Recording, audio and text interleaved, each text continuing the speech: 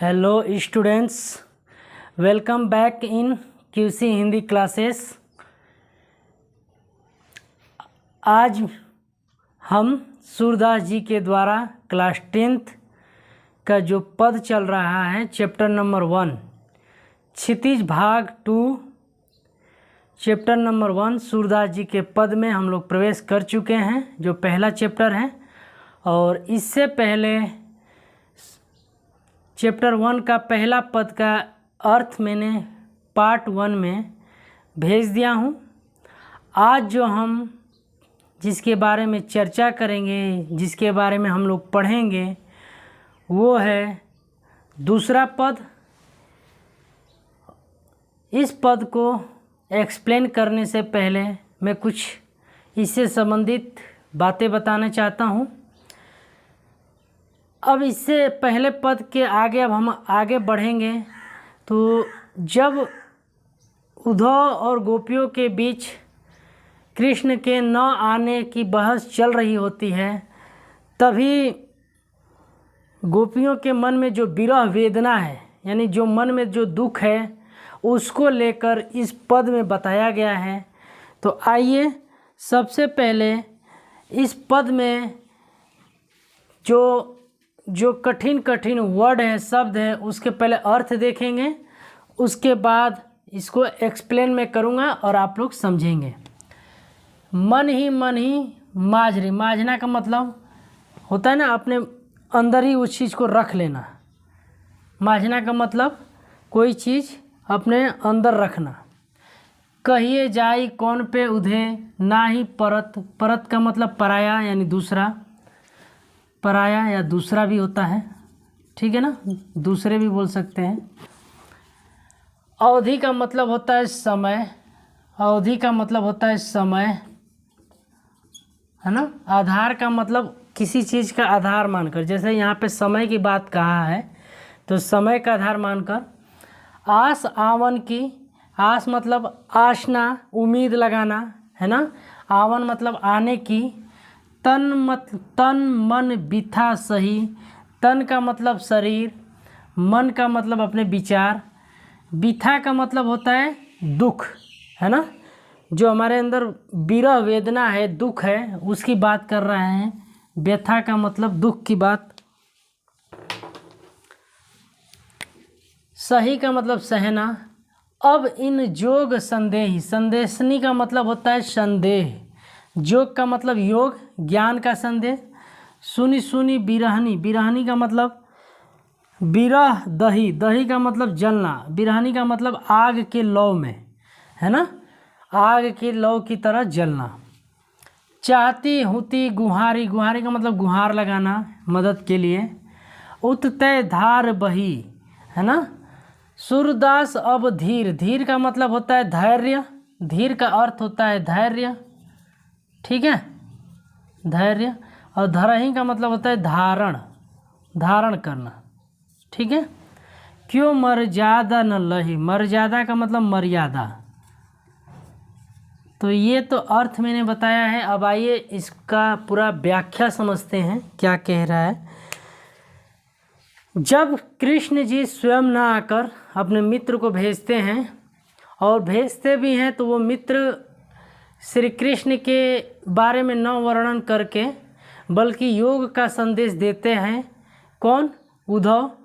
तो इस योग का संदेश सुनकर, यानी ज्ञान का संदेश सुनकर गोपियाँ क्रोधित हो जाती हैं और क्या कह रही हैं, इस पद में बताया गया है। इस पद में कहा गया है कि मन की मन ही माझ रही, यानी सूरदास जी इस पद में कह रहे हैं कि जो गोपियाँ हैं वह कह रही हैं उद्धव से कि अब कृष्ण जी तो आए नहीं, तो वही कह रही हैं कि मन ही माझ रही, यानी मन के जो विचार हैं, मेरे मन के जो भावनाएं हैं, जो हम लोग कृष्ण जी से कहना चाहते हैं, अर्थात जो उनके प्रति हमारा प्रेम है, लगाव है, जो हम कुछ कहना चाहते हैं, वो अब हम किससे कहें, यानी अब हमारी मन की विचार मन ही में रह गई, है ना। फिर नीचे कहिए जाई कौन पे उद्धव नाही परत कहीं। हे उद्धव, अब हम अपने मन के विचार को अब किससे जाकर कहें, है ना। अब वो हमारा उनके अलावा कोई और दूसरा कोई है नहीं, अर्थात कृष्ण के अलावा अब हमारा दूसरा कोई है नहीं। और जो मन के हमारी व्यथा है और या मन के जो हमारे विचार है, जो कृष्ण के प्रति प्रेम है, वो अब हम किससे जाकर कहें, अर्थात अब हमारा दूसरा कोई नहीं है उनके अलावा। अवधि आधार आस आमन की, तन मन बिथा सही। अवधि का मतलब समय, आधार का मतलब आधार, मतलब जो हम लोग आसरा लगाए थे, जो उम्मीद लगाए थे श्री कृष्ण के आने का, और एक एक दिन करके समय जो बीतता जा रहा है, एक एक दिन जो समय हम लोग काट रहे थे कि कृष्ण जी अब आएंगे, अब आएंगे, अब आएंगे, और उनके इंतज़ार में हम लोग जो हमारे तन मन, यानी जो तन का मतलब शरीर, जो हमारे तन पर और मन में जो दुख लेकर बैठी हुई थी, या जो हमारे अंदर जो पीड़ा है, हम उनके इंतज़ार कर रहे थे कि कृष्ण जी आएंगे तो हमारे शरीर की जो दुख है, जो हमारे पास कठिनाइयाँ हैं, उनसे हम लोग अपनी दुख को बताएंगे, उनसे अपनी व्यथा को कहेंगे, उनसे अपनी विरह वेदना के बारे में बताएंगे। फिर नीचे है, अब इन जोग संदेही, सुनि सुनि बिरहिनी बिरह दही। अब नेक्स्ट पंक्ति का अर्थ ये है कि उनके इंतज़ार करते करते वो नहीं आए, और तुम जब आए तो तुम श्री कृष्ण जी के प्रेम का वर्णन न करते हुए, बल्कि योग का संदेश, यानी तुम्हारे दिए गए योग का संदेश है, हम लोग सुनी का मतलब सुन कर, ठीक उसी तरह हमारे अंदर विरह वेदना हो रही है, उसी तरह हमारे अंदर जलन हो रही है, जिस तरह बिरहिनी बिरह दही, जिस तरह आग में घी डाल देने से आग का लौ और अधिक बढ़ जाता है, ठीक तुम भी, तुम्हारे दिए गए जो संदेश है, ठीक इसी आग की लौ की तरह यह संदेश है। हम लोग, कहने का मतलब सीधा सीधा ये है कि हम लोग श्री कृष्ण जी के बारे में सुनना चाहते हैं, और आप जो हैं योग का संदेश दे रहे हैं, ज्ञान का संदेश दे रहे हैं, है ना। तो यही कह रही हैं कि हम लोग आपके योग का संदेश सुनकर बिल्कुल वैसे ही प्रतीत हो रहे हैं, जैसे घी को आग में डालते हैं तो आग का लौ और अधिक बढ़ जाता है, ठीक वैसे ही हमारी पीड़ा, एक तो हम लोग इंतज़ार करते करते जो हमारे अंदर की दुख है ऐसे ही पहले से ही है, और तुम योग का संदेश दे रहे हो जिससे और सुनकर हमारे अंदर की जो दुख है क्या है, बढ़ जाती है। अब क्लियर है। नेक्स्ट है, चाहती हुती गुहारी जितही ते, उत तय धार बही। अब देखिए, अब कह रही हैं गोपियाँ कि हे उद्धव, अब हम चाह कर भी किससे अपनी रक्षा के लिए किसको गुहार लगाए, जिसे हमें इंतज़ार था, अर्थात श्री कृष्ण का इंतज़ार था, वो तो खुद आए नहीं, और जो अब हम चाह कर भी अपनी सेफ्टी के लिए, अपनी रक्षा के लिए हम किसको गुहार लगाएं। उत तय धार बही, मतलब वहाँ से तो जोग यानी योग धारा ही आ रही है, यानी हमें जिस चीज़ का इंतज़ार था वो चीज़ न आकर बल्कि योग की धारा बह रही है ना, बल्कि ज्ञान की धारा बह रही है। जबकि हम लोग इंतज़ार कर रहे थे कि श्री कृष्ण जी आएंगे और उनसे हम लोग अपनी रक्षा की गुहार लगाएंगे, अपने अंदर जो पीड़ा है, जो दुख है, उनसे हम लोग कहेंगे। लेकिन यह तो ठीक उल्टा हो रहा है, यहाँ पे योग यानी ज्ञान का धारा बह रही है। ठीक है, नीचे लास्ट पंक्ति, सूरदास अब धीर धरही, क्यों मर्यादा न लही। अब देखिए यहाँ पे सूरदास कह रहे हैं कि धीर का मतलब धैर्य धारण, यानी सूरदास की द्वारा कही जा रही हैं गोपियों की तरफ से कि अब गोपियाँ कह रही हैं कि जिसका हमें इंतज़ार था वो तो खुद अपने मर्यादा का पालन नहीं करते हैं और खुद मर्यादा का उल्लंघन कर रहे हैं। वो स्वयं न आकर अपने मित्र उद्धव को भेज दिए हैं, है ना। तो वही कह रहे हैं कि स्वयं धारण न होकर, है ना, वो क्या कर रहे हैं, मर्यादा न नहीं, मर्यादा का पालन नहीं कर रहे हैं, वो मर्यादा का उल्लंघन कर रहे हैं, है ना। गोपियाँ ये कह रही हैं। और सीधे सीधे कहने का मतलब ये है कि जो गोपियाँ हैं वो कह रही हैं कि जो हमारे मन के अंदर पीड़ा है, जो हमारे मन के अंदर दुख है, वो अब हम किससे कहें। हमारे मन के विचार, हमारे दुख अब मन ही में रह गया है ना। फिर कह रही हैं कि उनके अलावा हमारा दूसरा कोई है नहीं जो हम जाकर उनसे कहें, अपने दुख के बारे में बताएं, है ना। और उनके इंतज़ार में जो एक एक पल, एक एक समय बीतता जा रहा है कि श्री कृष्ण अब आएंगे, श्री कृष्ण अब आएंगे, और वो खुद न आकर अपने मित्र को भेज देते हैं। और उस मित्र के संदेश सुनकर, यानी योग का संदेश सुनकर, चलिए यहाँ तक तो ठीक है, वो आ गए, लेकिन वो आने के बाद भी उद्धव श्री कृष्ण के बारे में न कहकर बल्कि अपने योग के संदेश देते हैं, जिससे गोपियाँ और क्रोधित हो जाती हैं, अंदर से और गुस्सा हो जाती है। ठीक उसी तरह जिस तरह आग में घी डालने के बाद आग का लौ बढ़ जाता है। अब फिर कह रही हैं कि हम चाह कर भी अपना गुहार किससे लगाएं, है ना। जिसे हमें इंतज़ार था, जिसे हम अपनी रक्षा के लिए गुहार लगाना चाहते थे, वो तो आए नहीं, है ना। और न आकर श्री कृष्ण ने बल्कि मर्यादा का उल्लंघन ही किया, बल्कि कहीं ना कहीं अपने प्रति हम लोग को पीड़ा भी और अधिक बढ़ा दिया है। यानी हमारे मन में और भी अधिक गुस्सा बढ़ गया है, विरह वेदना जो था और अधिक बढ़ गया। वो खुद मर्यादा का पालन न करके मर्यादा का उल्लंघन करते हैं। ये सारी बातें इस पद में बताई गई है। चलिए अब नेक्स्ट पद, जो तीसरा पद है, उसके तरफ चलते हैं। आइए, तो इस चैप्टर में हम दूसरा पद देखेंगे सूरदास जी के। दूसरा पद में हमारे हारिल की लकड़ी मन, पहले इसमें दिए गए शब्दों का अर्थ जानते हैं। देखिए, हरि का मतलब, हरि मतलब भगवान होता है, यानी यहाँ भगवान कौन है, श्री कृष्ण है, और श्री कृष्ण के लिए ये शब्द प्रयोग किया जा रहा है। तो हरि का मतलब भगवान होता है, ठीक है। हारिल एक पक्षी का नाम रहता है, पक्षी रहती है, उसका नाम हारिल है। लकड़ी का मतलब लकड़ी होता है, ठीक है ना। मन यानी मन से, क्रम यानी क्रम से, क्रम यानी कर्म से, वचन से, नंद मतलब कृष्ण जी के बाबा नंद, और नंदन का मतलब होता है बेटा, यानी उनके बेटे, नंद के बेटे। उर का मतलब होता है हृदय, उर का अर्थ होता है हृदय। यह दृढ़ का मतलब विश्वास। करी मतलब करना, कर लिया है। पकड़ी मतलब पकड़ना। जागत सोवत यानी जागते हुए, सोवत का मतलब सोते हुए। स्वप्न का मतलब सपना। दिवस का मतलब होता है दिन। निशी का अर्थ होता है रात। कान्हा जकरी यानी कृष्ण। जकरी मतलब जकरना, जाप करना, रटना। सुनत जोग लागत, जोग का मतलब योग का संदेश, है ना।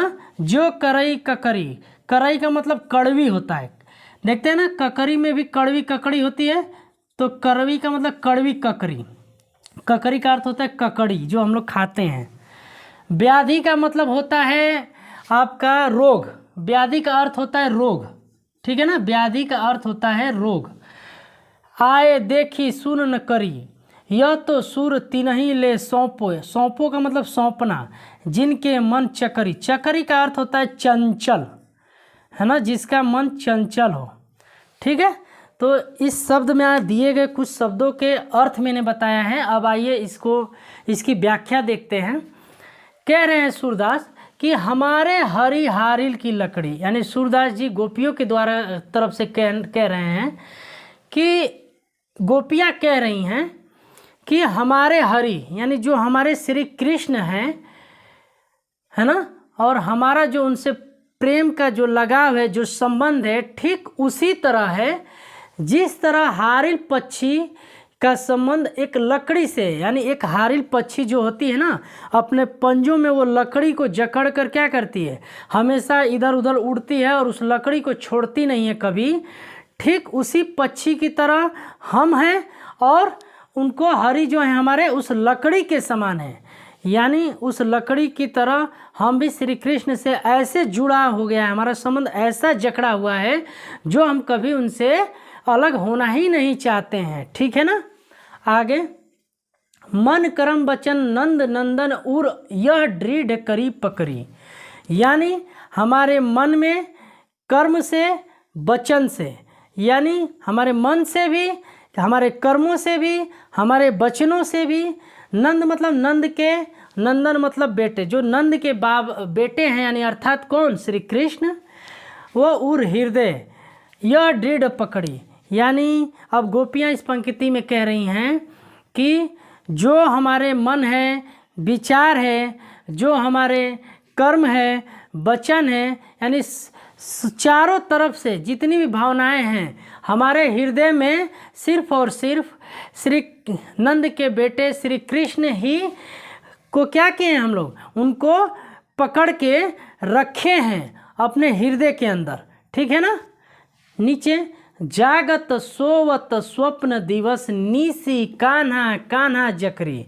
अब गोपियाँ कह रही हैं कि चाहे हम जागते भी रहें या चाहे हम सोते भी रहें, ठीक है ना, चाहे जागते रहें या सोते रहें, अगर सोते हैं तो स्वप्न में भी हम किसको देख रहे हैं, श्री कृष्ण को ही देख रहे हैं। चाहे हम जागते भी हैं तब भी हमें कृष्ण कृष्ण की रट लगी हुई है, और सो भी रहे हैं तो सपने में भी हम सिर्फ कृष्ण को ही रट रहे हैं।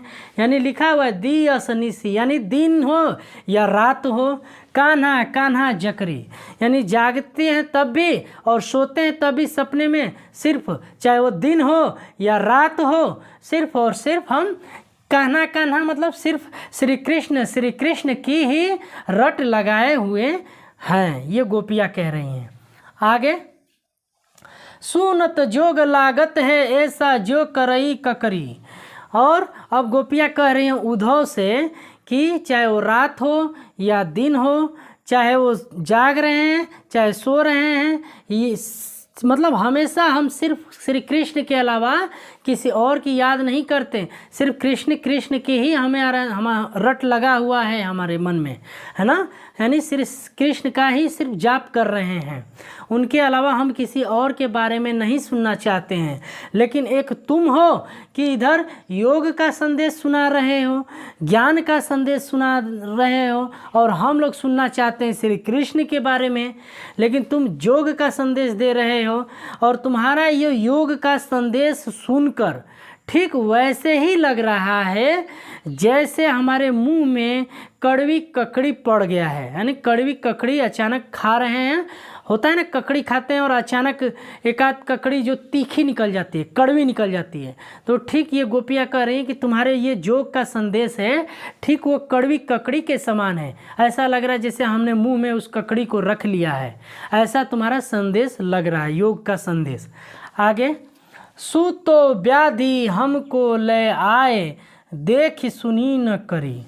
अब यहाँ पे गोपियाँ कह रही है कि तुम तो हमारे लिए, व्याधि का मतलब रोग होता है, तुम तो हमारे लिए योग रूपी ऐसी बीमारी लेकर आए जिसे न तो हमने कभी देखा है और न कभी सुना है और न ही कभी भोगा है। अब कौन कह रही है, गोपियाँ कह रही है। क्यों कह रही है, क्योंकि जो उद्धव है वो ज्ञान का संदेश दे रहा है। इस बात को सुनकर गोपियाँ कह रही है कि तुम तो, तुम्हारा दिया गया ये योग का संदेश है बिल्कुल एक रोग के समान है। वही गोपियाँ कह रही है कि तुम तो एक ऐसे रोग यानी ऐसे बीमारी लेकर आए हो जो न हमने कभी सुना है, न कभी देखा है और न ही कभी उसे भोगा है।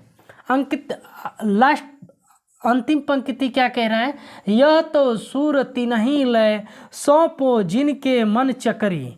अब देखिए, अब गोपियाँ एकदम गुस्से से क्या कह रही हैं कि तुम, उद्धव से कह रही है कि तुम ये जो योग का संदेश हमें दे रहे हो, तुम यह योग का संदेश ले जाकर उन्हीं लोगों को दो जिसका मन पहले से ही क्या हो, चंचल हो, यानी मन क्या हो, अस्थिर हो, इधर उधर डोलता हो, जो हमेशा खुशहाल रहता हो, जो उसका मन चंचलता की तरफ हो। तुम ये अपना संदेश उन्हीं को ले जाकर दो। हम लोग का जो मन है कृष्ण के इंतज़ार में, हमारा मन दुख है यानी स्थिर है, कहीं ना कहीं पीड़ा है। तुम्हारा ये दिया गया संदेश, योग का जो संदेश है, हमें न सिखाओ, हमें न सुनाओ, यह तुम्हारा संदेश उन्हीं लोगों को ले जाकर सुनाओ जिसका मन क्या है, पहले से ही चंचल है। ठीक है, आई होप, मैं उम्मीद करता हूँ कि जो क्लास 10th क्षितिज भाग 2 चैप्टर नंबर 1 सूरदास जी के द्वारा जो लिखित है 4 पद में मैंने 3 क्लियर कर दिया है। मैं आशा करता हूँ कि ये तीनों पद बहुत ही अच्छे से आप लोग को समझ में आया होगा, क्योंकि मैं बहुत ही धीरे धीरे और बहुत ही सरल भाषा में समझा रहा हूँ। तो चलिए, इस तरह ये 3 पद खत्म हुए, हम चौथा पद की तरफ चलते हैं। आइए उसको भी देखते हैं। तो बढ़ते हैं चौथा जो सूरदास जी के जो पद है, हारी है राजनीति पढ़ी आई। देखिए पहले अर्थ जानेंगे। हरि, फिर से भगवान के लिए शब्द प्रयोग किया गया। हरि मतलब भगवान यानी कृष्ण के लिए बात कही गई है। मधुकर का अर्थ होता है भौरा, है ना, भौरे का परिवाची शब्द होता है यहाँ पे मधुकर। ठीक है। एक अति चतुर, चतुर का मतलब चालाक, पहले मतलब पहले से। गुरु ग्रंथ, गुरु ग्रंथ का मतलब, ग्रंथ का मतलब होता है पुस्तक, यानी पुस्तक का पर्यायवाची शब्द ग्रंथ भी होता है। तो और अधिक मतलब गुरु ग्रंथ पढ़ लिए हैं। अभी अर्थ में सब बताया जाएगा, जब व्याख्या किया जाएगा तो उसमें सारी बातें बताई जाएगी। बढ़ी का मतलब बढ़ना, बुद्धि का मतलब बुद्धि आपका, जोग संदेश मतलब संदेश, है ना। उधो भले लोग आगे के पर, हित डोलत धाय, हित डोलत धाय। तो ये आपको मैं कुछ अर्थ बताया हूँ। आइए पहले इसको हम लोग जान लेते हैं, इसकी व्याख्या पूरी। देखिए, हरि है राजनीति पढ़ी आई।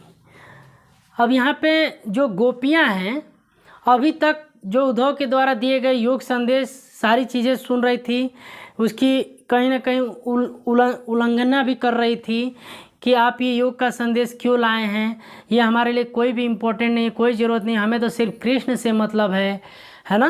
तब इस पर अब सारी बातें सुन रही होती हैं। अब लास्ट वाले पंक्ति में अब गोपियाँ जो हैं अब बिल्कुल खुलकर अपनी बात को कह रही हैं, है ना। अब बिल्कुल उनको अब रह नहीं पाती हैं और अपने जो अंदर की पीड़ा है, अब श्री कृष्ण के बारे में क्या क्या कह रही हैं वो इस पंक्ति में बताई गई है।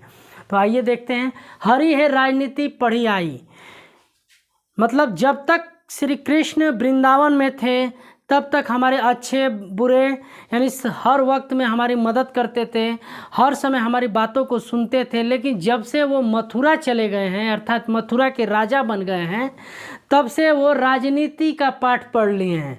राजनीति में होता है ना, नेता लोग क्या करते हैं, अपने अच्छे का फ़ायदा समझते हैं, है ना, कि कहाँ हमें अच्छा फ़ायदा हो रहा है, कहाँ बुरा, अच्छे भले की फ़ायदा की नुकसान कहाँ हो रहा है, ये सारी चीज़ें बातें राजनीति में होती है। तो वही गोपियाँ अब कह रही हैं, अपने अंदर की पीड़ा को उजागर कर रही है कि हमारे जो कृष्ण हैं वो मथुरा में जाकर राजनीति का पाठ पढ़ लिए हैं। समुची बात कहत मधुकर के, समाचार सब पाई। अब कह रही हैं गोपियाँ कि जहाँ बहस होती है उद्धव और उनके बीच में, वहाँ पे भौरे की भी बात हुई थी। स्टार्टिंग में मैंने बताया था ना कि भौरा वहाँ पे आया था भन भन भन भन करते हुए, और उसी पर आधारित ये भ्रमण गीत है। तो कह रही हैं गोपियाँ कि तुम्हारा समाचार सुनकर एक तो हम पहले से ही अंदर से जो पीड़ा था वो और अधिक आग की बबूल हो गया, मतलब और अधिक हमारे पीड़ा बढ़ गया था। तुम्हारे जो समाचार सुनकर सब जो पा लिए हैं, है ना, एक अति चतुर होए। क्या समाचार पाए और क्या गोपियाँ कह रही हैं कि एक तो वो पहले से ही चतुर, यानी श्री कृष्ण के बारे में कह रही गोपियाँ कि श्री कृष्ण एक तो वो पहले से ही चालाक थे, चतुर थे, लेकिन अब क्या कर रहे हैं, वो मथुरा जाकर वो गुरु ग्रंथ का पाठ पढ़ लिए हैं, यानी और अधिक गुरु ग्रंथ का यानी और अधिक पुस्तकों का ज्ञान उन्हें हो गया है, और अधिक उन्हें जानकारियाँ हो गई हैं जो अब हमारे बारे में नहीं सोचते हैं, है ना। अब हमारे दुखों के बारे में नहीं सोचते हैं, हमारे पीड़ा के बारे में नहीं सोचते हैं। पहले जब वृंदावन में रहते थे तो हर एक चीज़ हम लोग की सुनते थे, सारा ध्यान रखते थे, दुखों में साथ देते थे, सुखों में साथ देते थे। लेकिन अब वो जब से मथुरा गए हैं तब से वो राजनीति का पाठ पढ़ लिए हैं और वो पहले ही चालाक थे, वो पहले से ही चालाक थे, लेकिन अब और क्या है कि वो गुरु ग्रंथ यानी गुरु ग्रंथ का पाठ पढ़कर वो और अधिक चालाक हो गए हैं। नीचे आइए। बड़ी बुद्धि जानी जो उनकी जोग संदेश पढ़ाई। अब गोपियाँ कह रही हैं कि अब उनकी जो बुद्धि है ना, और अधिक क्या हो गई है, बढ़ गई है। राजनीति का पाठ पढ़ लिए हैं, उनकी जो बुद्धि है और अधिक क्या हुआ है, बढ़ गई है। क्यों बढ़ गई हैं? क्योंकि अब वो हमारे ऊपर ध्यान नहीं रखते हैं। अब अगर उन्हें ज़रा सा भी चिंता रहता हमारे प्रति, है ना, फिक्र रहता, तो वो ज़रूर हमारे पास आते, लेकिन वो खुद ना आकर वो योग का संदेशा भेजवाते हैं उद्धव से, है ना। इस पर गोपियाँ ये सारी बातें कह रही होती हैं। नीचे नीचे आइए, देखते हैं नीचे। उद्धव भले लोग आगे के पर हित डोलत धाय। अब अपने मन फेर पायो चलत जो होते चुराए। अब यहाँ पे गोपियाँ कह रही हैं कि श्री कृष्ण जी पहले ऐसे नहीं थे, यानी गोपियाँ कह रही हैं उद्धव से कि जाकर तुम बता दीजिएगा, कृष्ण जी को मेरे तरफ से संदेशा दे दीजिएगा। कि गोपियाँ ऐसा कह रही है कि हे कृष्ण, आप पहले ऐसे नहीं थे, है ना। पहले लोगों के कल्याण, हित मतलब होता है कल्याण, डोलत मतलब घूमना, इधर उधर घूमना, यानी पहले श्री कृष्ण दूसरों के मदद के लिए इधर उधर क्या करते थे, घूमते रहते थे, उन्हें पूछते थे, है ना, उन्हें दुख सुख में उनके शामिल होते थे।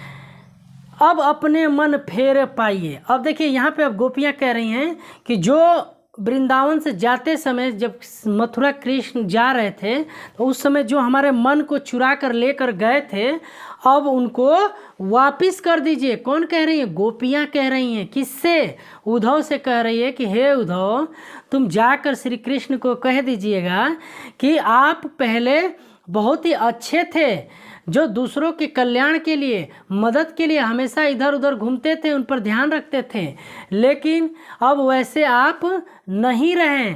फिर आगे कहती है कि जो हमारे उस समय जाते समय मथुरा, उस समय जो हमारे अंदर के जो भावनाएं, जो विचार, जो हमारा मन हमेशा डोल आपके प्रति रहता था, वो चुरा कर ले गए हैं, उसको वापिस कर दें। ये गोपियाँ कह रही हैं।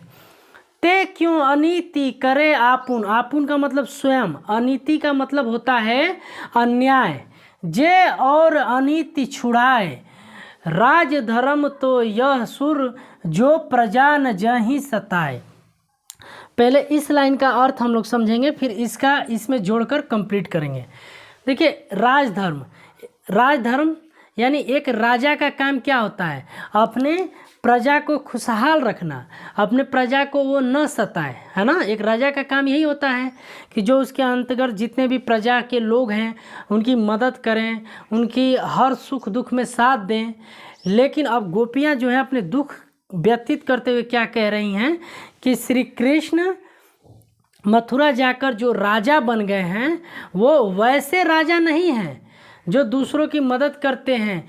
अब वो श्री कृष्ण नहीं रह गए हैं।